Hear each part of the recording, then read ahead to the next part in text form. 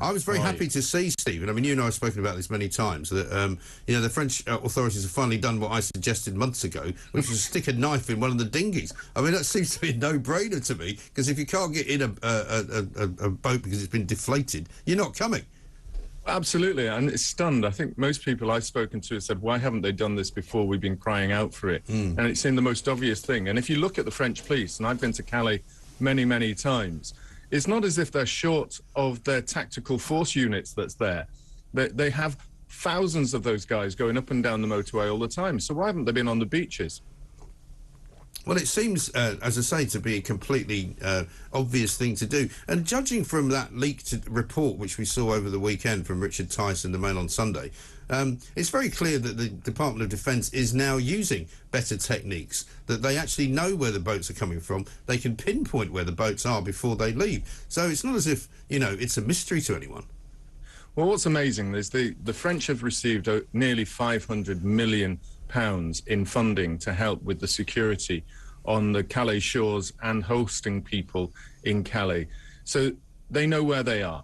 We know that we've got the technology that is capable of watching where the boats leave. And we are aware, because clearly people are tracking it daily, that the French Navy, when they're ushering the boats to our border force and our own Navy to pick them up. So it's clear that we know where they are, we know where they're living, so it should be easy to prevent them going through. And hopefully this is an indication that maybe people on both sides of the channel are working together and the French have woken up. Or, as someone suggested to me yesterday, maybe this is a ploy by the French because they know that the contracts are coming up for renewal.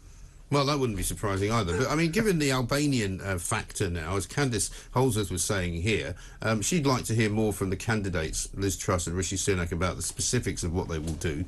But surely there couldn't be any reason for the European Court of Human Rights to stand in the way of Britain sending Albanian people coming here illegally back to Albania, where they can apply to come here illegally. I think this was an incredibly important revelation. We've been seeking, as the Centre for Migration and Economic Prosperity, for months to get greater detail on those coming over. And the findings that what you have, 4 out of every 10 are coming from Albania, not exactly what people regard as a war-torn country. But now we're beginning to see that there are countries like Madagascar, Ecuador, Peru, with people sending people over here and receiving them in large numbers. Nicaragua now has large numbers coming over too. These are countries that we don't recognise normally as being places where they're fleeing fear and persecution. After all, we're going on holiday there. Well, exactly right. And a story in the Telegraph this morning, I don't know if you've seen it, where social media advertising is now telling people how to get here at a cut price, that you could have paid something like £5,000 last year, but this year it's only £3,500. It's a knockdown price. Step up to the plate and away you go.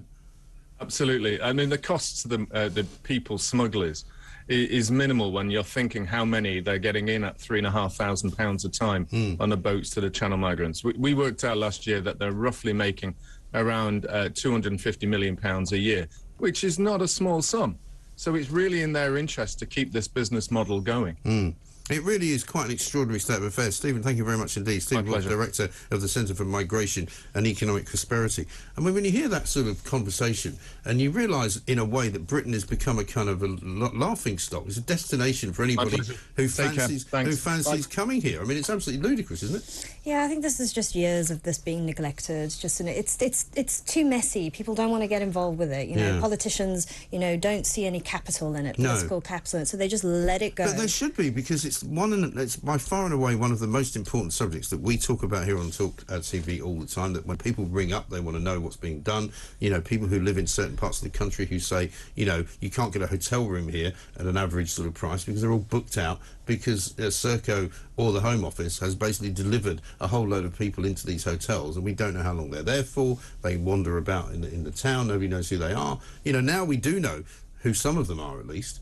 surely they have to be seen to be doing something about it. Yeah, you cannot seal areas of discussion off, you know, and that's what they do. And people have very legitimate questions, you know. I mean, they want to know, what sort of pressure is this going to place on my local GP? Yeah. What is it going to be in terms of school places? And people have every right to ask these questions. But for years, I think people have just been branded bigots if they say anything about it. And the do-gooders will say, but we've got a right to be a place where people can come and seek haven. Well, there's nobody coming here from Albania illegally to seek haven. They're coming here to take part in some kind of criminal enterprise. It says here that the numbers already are pushing 19,000, double the number of illegal migrants that came here last year. So it's just going to keep going up and up and up because they don't see it as a problem. Yes, and you can't have it governed by people like this, by these people traffickers. There has to be a proper way of doing it. They need just really, like, why can't responsible people take control of this? Yeah. You know, do it in an ordered way that's fair to everybody. And every single thing that Priti Patel seems to have tried hasn't worked. And so you'd have to say, well, maybe she's not the right person to be in charge of doing it. Doesn't seem to be. Doesn't seem to be at all.